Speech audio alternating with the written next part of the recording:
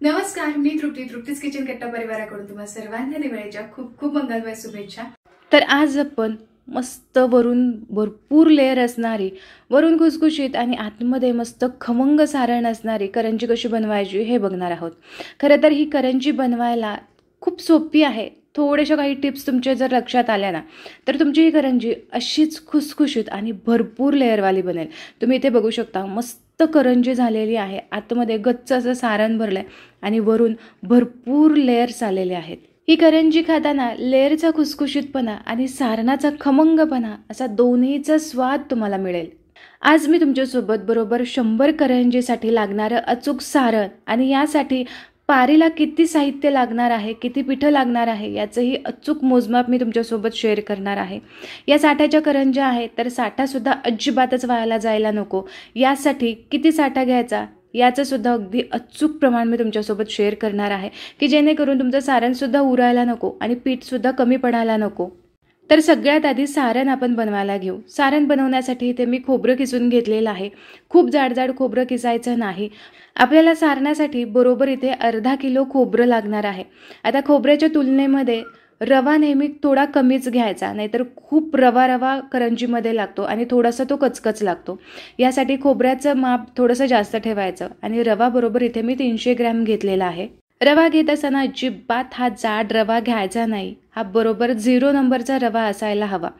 आणि या सारणाला आपल्याला बरोबर 400 ग्रॅम अशी साखर लागणार आहे। साखरेचं प्रमाण थोडंसं तुम्ही वाढवू शकता जर तुम्हाला गोड आवडत असेल। आणि याचबरोबर यामध्ये जवळपास 100 ते 150 ग्रॅमच्या दरम्यान मी सुकामेवा घालणार आहे। सुकामेवा घालणं पूर्णपणे ऑप्शनल आहे, तुम्ही तुमच्या आवडीनुसार कमी जास्त करू शकता। याचबरोबर एक मोठा चमचा भरून इथं मी खसखस घेतली आहे। 100 करंजी बनवण्यासाठी लागणाऱ्या सारणाचं प्रमाण हे अचूक मी तुमच्यासोबत शेअर केलं। डिस्क्रिप्शन बॉक्समध्ये सुद्धा लिस्ट मी प्रमाणासहित दिलेली आहे, तुम्ही तिथे जाऊन सुद्धा चेक करू शकता। सारण भाजत असताना अजिबात पातळ अशी कढई वापरायची नाही, जाड तळ असणारीच कढई वापरायची आणि सारण नेहमी मंद आचेवरतीच आपल्याला भाजून घ्यायचं आहे। मंद आचेवरती भाजून घ्याल तर अगदी व्यवस्थित असं भाजलं जाईल, तुमच्या हातामध्ये कंट्रोल राहील, यासाठी लो फ्लेम ठेवायची। आता हे सुकं खोबरं आहे, सुकं खोबरं पटकन करपलं जातं, यासाठी लो फ्लेम जरी ठेवली ना तरी कुठेतरी खोबरं किसलेलं असल्यामुळे हे खूप ड्राय असल्यामुळे पटकन ते करपलं जातं। यामुळे लो फ्लेम ठेवून सुद्धा आपल्याला मध्ये आधे गॅसची फ्लेम बंद करायची आहे आणि बंद फ्लेमवरती सतत हलवत आपल्याला हे खोबरं भाजून घ्यायचं आहे। आता खोबरं भाजत असताना हे सतत हलवतच राहायचं आहे आणि कमीत कमी आपल्याला हे 5 ते 7 मिनिटांसाठी हे खोबरं हलकंसं कुरकुरीत होईपर्यंत आपल्याला भाजून घ्यायचं आहे। जोपर्यंत हे खोबरं पूर्णपणे असं कडक कसं गरम लागत नाही तोपर्यंत हे खोबरं भाजून घ्यायचं। खोबरं कच्चं राहिलं तर मात्र करंजी भरपूर दिवस टिकते, पण आतमधल्या सारणाचा वास येण्याची शक्यता असते किंवा खवट हे खोबरं होण्याची शक्यता असते। यामुळे खोबरं आणि रवा अगदी व्यवस्थित भाजणं खूप गरजेचं आहे। तर हे बघा, एक 7 ते 8 मिनिटांमध्येच मंद आचेवरती मी इथं खोबरं भाजून घेतलेलं आहे। हलकासा यावरचा रंग चेंज झालाय। आता एका मोठ्या भांड्यामध्ये हे खोबरं आपण काढून घेऊयात। खोबरं इथे मी काढून घेतलं। आता याच कढईमध्ये 2 चमचे आपण तूप घालूयात आणि यामध्ये रवा भाजून घेऊयात। खोबऱ्याप्रमाणेच रवासुद्धा आपल्याला मंद आचेवरती भाजून घ्यायचा आहे, म्हणजे तो अगदी व्यवस्थित असा भाजला सुद्धा जातो आणि अजिबात यामध्ये कच्चेपणा राहत नाही। तर सतत हलवत आपल्याला रवासुद्धा मंद आचेवरती कमीत कमी एक 10 ते 12 मिनिटांसाठी चांगला परतून घ्यायचा आहे। तर हे बघा, रवासुद्धा इथे एक 10 ते 12 मिनिटांसाठी मंद आचेवरती परतून झाला। हलकासा यावरती बदामी रंग आलेला आहे। आता हा रवा सुद्धा आपण खोबऱ्यावरती घालू। रवा आणि खोबरं भाजून झालं। आता ड्रायफ्रूट सुद्धा थोडेसे तुपामध्ये आपल्याला तळून घ्यायचे। तर इथे 2 चमचे तुपामध्ये एक मोठा चमचा भरून खसखस घातली आणि यासोबतच आपण जे ड्रायफ्रुट्स आपण काढून घेतले होते हे सगळे आपण 1 मिनिटभरासाठी परतून घेऊ। तर इथे सगळा सुका मेवा मी 1 मिनिटभरासाठी परतून घेतला आणि इथे मी कढईमध्ये काढून घेतलेला आहे। आता हे सगळं साहित्य संपूर्णपणे आपण थंड करून घेऊ। तर एक 15 ते 20 मिनिटांमध्ये सगळं साहित्य चांगलं थंड होतं। आता हे सगळं एकजीव असं आपण मिक्स करून घेऊ आणि यानंतरच आपल्याला यामध्ये पिठी साखर घालायची आहे। पिठी साखर घालत असताना हे सगळं साहित्य थंड असायला हवं। सगळं साहित्य थंड झालं की मगच यामध्ये पिठी साखर घालायची आहे। तर इथे मी 400 ग्रॅम साखर घेतली होती, याची मी पिठी साखर घरीच तयार केली। आता ही संपूर्ण पिठी साखर यामध्ये घालू आणि एकजीव अशी मिक्स करून घेऊ। आता पिठी साखरेसोबतच इलायची आणि जायफळची पूड मी इथं घातलेली आहे। इलायची आणि जायफळ असा दोन्हीचा फ्लेवर या करंजीच्या सारणामध्ये मस्त उतरतो, यामुळे आवर्जून घाला। तर हे बघा खमंग असं सारण आपलं तयार झालं. तर इथे सारण आपलं तयार आहे. आता करंजीसाठी लागणारं पीठ मळून घेऊ. जे सारण आपण तयार केलं एवढ्या सारणासाठी आपल्याला बरोबर 600 ग्रॅम इथे मैदा लागणार आहे.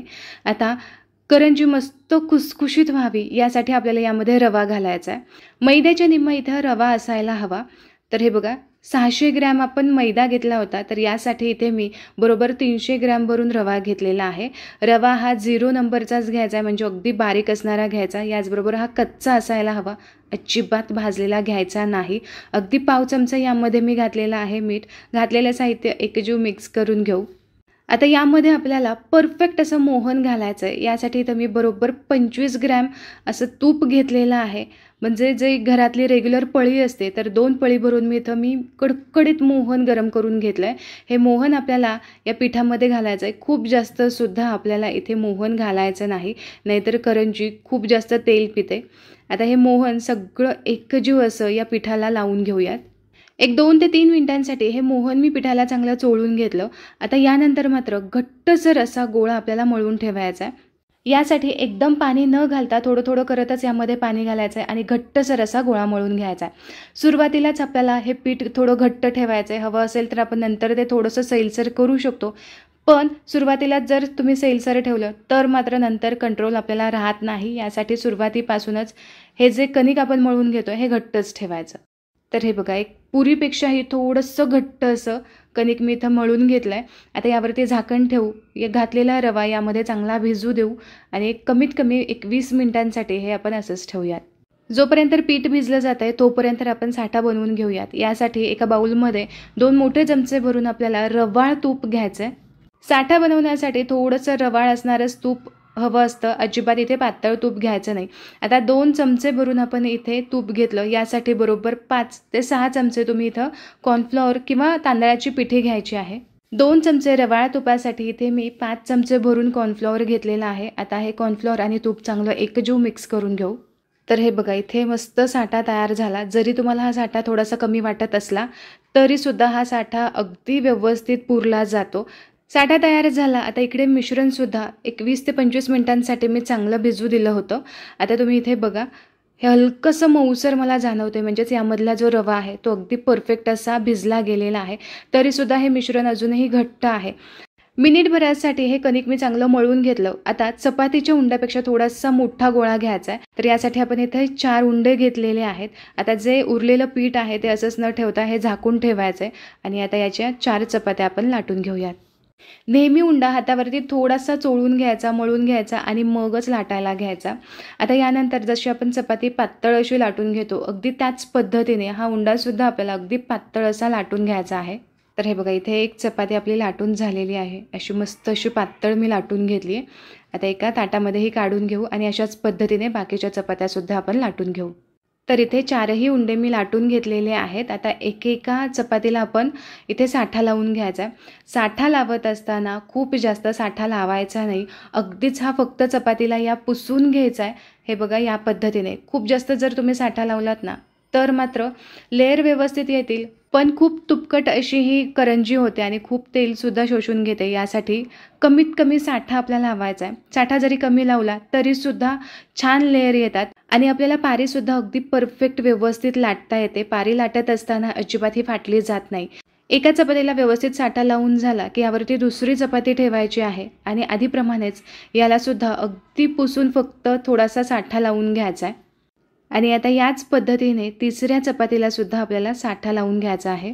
तिसऱ्या चपातीला साठा लावून झाला. आता ही चौथी चपाती ही सुद्धा अगदी व्यवस्थित दाबून या सगळ्या चपात्यांवरती ठेवायची आहे. अजिबात यामध्ये हवा भरायला नको. यासाठी प्रत्येक वेळेस हलकासा दाब देऊन हे एकमेकांवरती अगदी व्यवस्थित असे ॲडजस्ट करून घ्यायचं.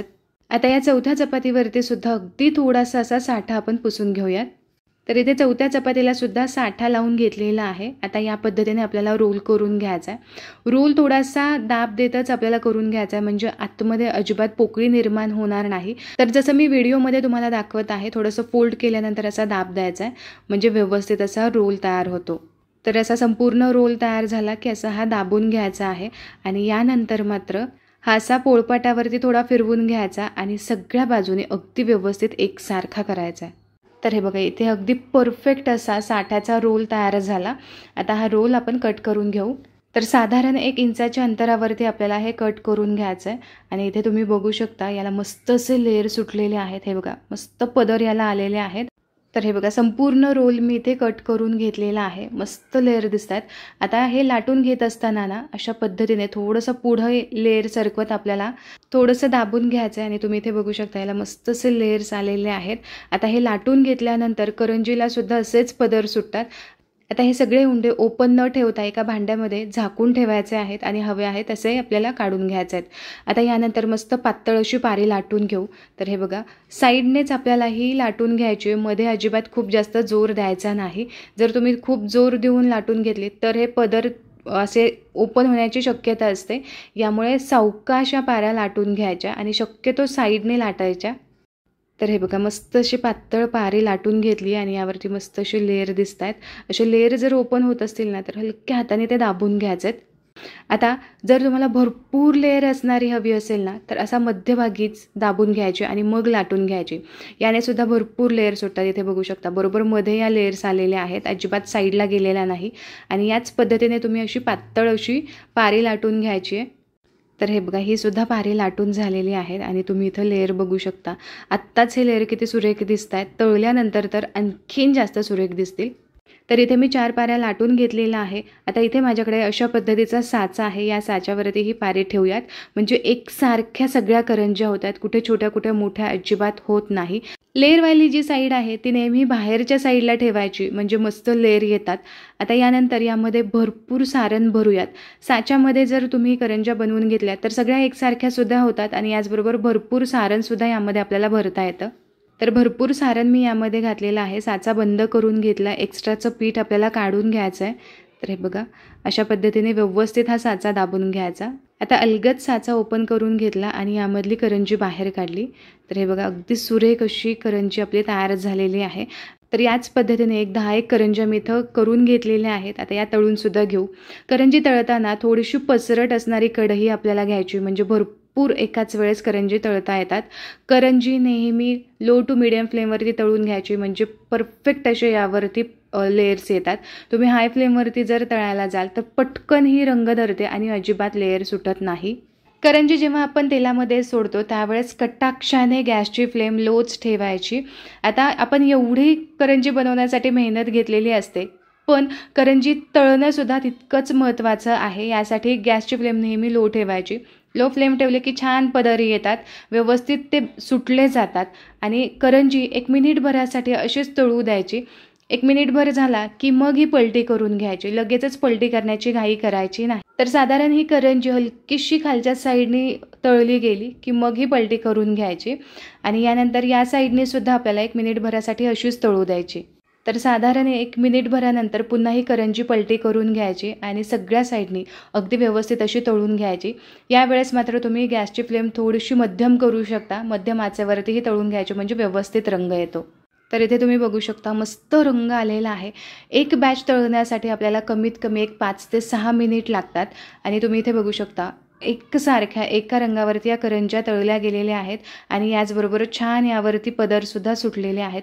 तर मी इथे तुम्हाला दाखवण्याचा प्रयत्न करते आहे. प्रत्येक एक करंजीवरती छान लेयर सुटलेले आहेत. तुम्ही इथे बघू शकता, हे पहा.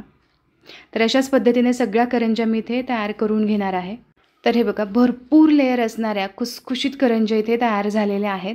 प्रत्येक एक करंजी मस्त कुरकुरीत होते, वरून खुसखुशीत आणि आतमध्ये खमंग असं सारण होतं. आता तुम्हाला एक करंजी मी तोडून सुद्धा दाखवते. तर इथे तुम्ही बघू शकता मस्त अशी खारीसारखी वरून लेयर्स आलेले आहेत आणि आतमध्ये गच्च असं सारण भरलेलं आहे. आता या साठाच्या करंज्या थोडेसे नाजूक असतात. थोडा जरी धक्का लागला तरी याचे पदर सुटले जातात किंवा त्याचा भुगा होतो. मग आपल्याला जर पाहुण्यांना ह्या करंज्या द्यायच्या असतील तर त्या कशा द्यायच्या, म्हणजे त्यांच्यापर्यंत आहे असं पोचायला हवा. तर यासाठी आपण काय करू शकतो, इथे ऑडीचं युनिरॅप पेपर स्नॅक्स बॅग आपण नक्कीच वापरू शकतो. यामुळे आपल्या करंज्या अगदी पाहुण्यांपर्यंत अगदी व्यवस्थित जातील, अजिबात याचा भुगा होणार नाही. या बॅगमध्ये दिवाळीचा फराळच नाही तर इतर स्नॅक्स, चपाती, रोटी, पराठे असे ड्राय पदार्थ तुम्ही यामध्ये ठेवू शकता. फराळ बॅगेमध्ये ठेवून झालं की असं स्टिकरने हे लॉक करून घ्यायचं. आणि आता तुम्ही मला सांगा पाहुण्यांपर्यंत करंजीच्या अजिबात भुगा न होता पोचेल की नाही. ऑडीची ही युनिबॅग फूड सेफ तर आहेच, पण याचबरोबर ही मायक्रोवेव्ह सेफ आहे, याचबरोबर रिहीटेबल आहे. पुन्हा तुम्ही याचा वापर करू शकता. नॉनस्टिक आहे, त्यामुळे ड्राय पदार्थ वापरण्यासाठी नक्कीच तुम्ही या बॅगचा वापर करू शकता. आशा करते आजचा हा व्हिडिओ तुम्हाला आवडला असेल. व्हिडिओ आवडला असेल तर तुमच्या मित्रपरिवारामध्ये नक्की शेअर करा. पुन्हा भेटूया अशाच एका मस्त रेसिपीसोबत. तोपर्यंत स्वस्थ राहा आणि मस्त मस्त खात राहा.